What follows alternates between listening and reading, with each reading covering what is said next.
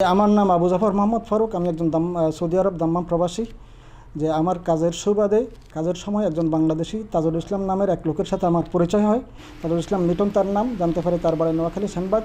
সে আমার কর্মদক্ষতা দেখে, আমার প্রচলিত দোকান দেখে সে এই দোকানের প্রতি লোভ হয়। তার লোভ হওয়ার কারণে সে এটাকে কিনতে প্রস্তাব দেয়, কিনতে না ফেরে সে এই দোকান আমার সাথে যত ব্যবসা করার প্রস্তাব দেয়।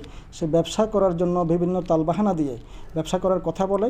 সে আমাকে ফেরেশানি করে, হয়রানি করে। ব্যবসা তো করে নাই, আমার দোকানে সে সামান নেয় নাই, বরং আমার দোকান ভেঙে আমাকে বড় ধরনের ক্ষতিগ্রস্ত করছে। এতে আমি আসলে অর্থনৈতিকভাবে ক্ষতিগ্রস্ত হই, আমি রিক্তস্ত হয়ে গেছে।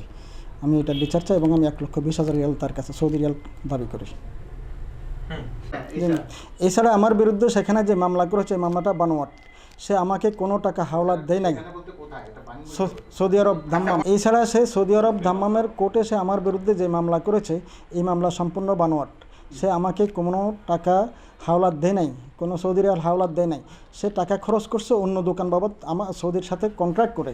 সে এটা কোর্টেও প্রমাণ করতে পারে নাই, যার কারণে মামলা নর্মাল হয়ে গেছে এবং আমার কফিল দায়িত্ব নিয়ে আমাকে দেশে পাঠাইছে। আমার বিরুদ্ধে যদি রায় হতো তাহলে তো সেখানে আমার আইডি স্টপ হয়ে যেত, আমার ছুটি বন্ধ হয়ে যেত, আমার আকামা রেনু করা বন্ধ হয়ে যেত। আমার কফিল দায়িত্ব নেওয়ার কারণে আমার উপর কোনো দায়িত্ব আসে নাই।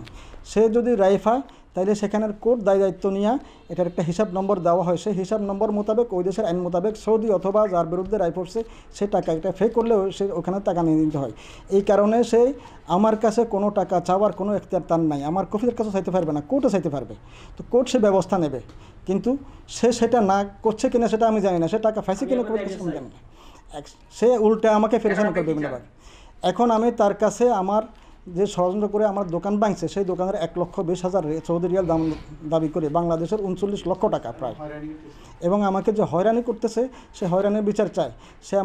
সে যে কথা বলছে এখানে যে আমি তাকে হত্যার হুমকি দিই, এটা সম্পূর্ণ বানোয়াট। হত্যার হুমকি দেওয়ার জন্য তার মোবাইল নম্বরে আমার কাছে নেই। আমি কী দিয়ে হত্যার হুমকি দিব? আমি কার কাছে বললাম? উল্টে আমি তাকে তার ভাইয়ের ফোন নম্বর আছে, ফোন করলে সে রিসিভ করে না।